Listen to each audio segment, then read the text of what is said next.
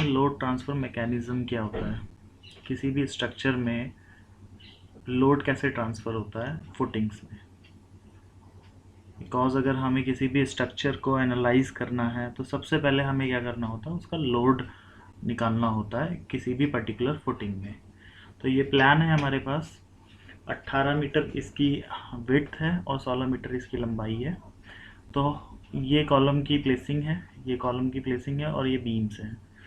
Column two column connect होती है, उसे हम प्राइमरी बीम कहते हैं। और सेकेंडरी बीम जो बीम पे रेस्ट करती है, suppose this B17 secondary beam है बिकॉज ये B3 पे रेस्ट कर रही है और B6 पे रेस्ट कर रही है। ये इसका एलिवेशन है। G+2 स्टोरी है, ये ग्राउंड फ्लोर हो गया, फर्स्ट फ्लोर, सेकंड फ्लोर और रूफ हो गया। ठीक है, तो लोड ट्रांसफ़र मैकेनिज़्म क्या होता है। फॉर एग्जांपल हम C6 कॉलम पे हम एनालाइज कर रहे हैं कि इसका लोड कैसे ट्रांसफ़र होगा इस फुटिंग पे। ठीक है, तो ये हमने इसका एलिवेशन सेक्शन काटा है जिसमें हमें इसका एलिवेशन दिख रहा है। फ्लोर टू फ्लोर हाइट है 3 मीटर की। ठीक है, ग्राउंड लेवल से जो हमारा ग्राउंड फ्लोर है या प्लिंथ लेवल है, ग्राउंड फ्लोर लेवल है 0.6 मीटर पे है। और जो हमारा ग्राउंड लेवल से हमारी फुटिंग की डेप्थ है 1.4 मीटर। ठीक है, क्या करते हैं हम डिस्ट्रीब्यूटरी एरिया लेते हैं C6 पे। ये रेक्टेंगुलर पोर्शन जो आप देख रहे हैं, ये इतना स्लैब का लोड, जो ये प्राइमरी बीम्स आ रही हैं जो भी कॉलम से कनेक्ट होती हैं वो प्राइमरी बीम्स होती हैं, जो सेकेंडरी बीम्स आ रही हैं इस पर्टिकुलर कॉलम पे आएगा। ठीक है, तो ये डिस्ट्रीब्यूटरी एरिया क्या होगा, अगर ये 6-6 मीटर का है तो हाफ इसका 3 मीटर इधर से, 3 मीटर इधर, ये 8 मीटर है तो 4 मीटर इधर, 4 मीटर इधर। तो टोटल ये एरिया यानी कि this is 8 into 6, 48 square metre slab का एरिया इस पर्टिकुलर कॉलम पे लोड आएगा इसका।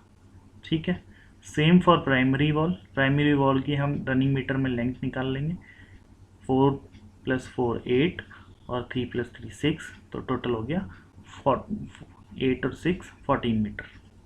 ठीक है, अब सेकेंडरी बीम देखो, सेकेंडरी बीम जो है इस बीम पे रेस्ट कर रहा है तो इसका हाफ लोड इधर जाएगा, हाफ लोड इधर जाएगा। फिर जो पर्टिकुलर लोड, पॉइंट लोड यहाँ पे आएगा उसका हाफ इधर जाएगा और हाफ इधर जाएगा। ठीक है, फिर से समझिए, तो सेकेंडरी बीम होगा, इसका जो रनिंग मीटर में इसका लोड आएगा वो हाफ इधर जाएगा। ठीक है, उसका हाफ इधर जाएगा और उसका हाफ इधर जाएगा। ठीक है, फिर उसके बाद हम एक पर्टिकुलर रूफ स्लैब में कैलकुलेट कर लेंगे यहाँ पे कितना आएगा, रूफ से सेकंड फ्लोर पे लोड कितना आएगा। फिर सेकंड फ्लोर से लोड यहाँ पे कितना आएगा फर्स्ट फ्लोर पे। फर्स्ट फ्लोर से ऐसे ही इसमें बीच में वॉल लोड भी होगा। ठीक है, सपोज प्राइमरी बीम के अंडर में वॉल है तो उसका वॉल लोड भी होगा। ठीक है, और फिर ग्राउंड फ्लोर पे कितना आएगा और फिर फुटिंग पे कितना आएगा। ठीक है, C1 पे हम कैसे कैलकुलेट करेंगे, C1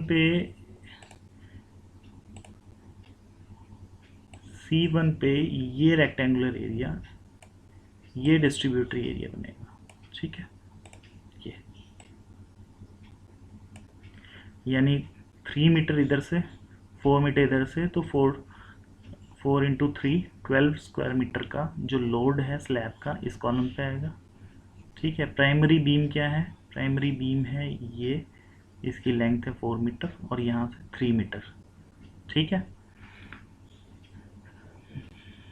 फिर हम कॉलम का लोड कैलकुलेट कर लेंगे ऐसे ही, सेकंड फ्लोर से फर्स्ट फ्लोर, फर्स्ट फ्लोर से ग्राउंड फ्लोर, और फिर C2 पे क्या एरिया आएगा, डिस्ट्रीब्यूटरी एरिया जो कि ट्रांसफ़र होगा ये।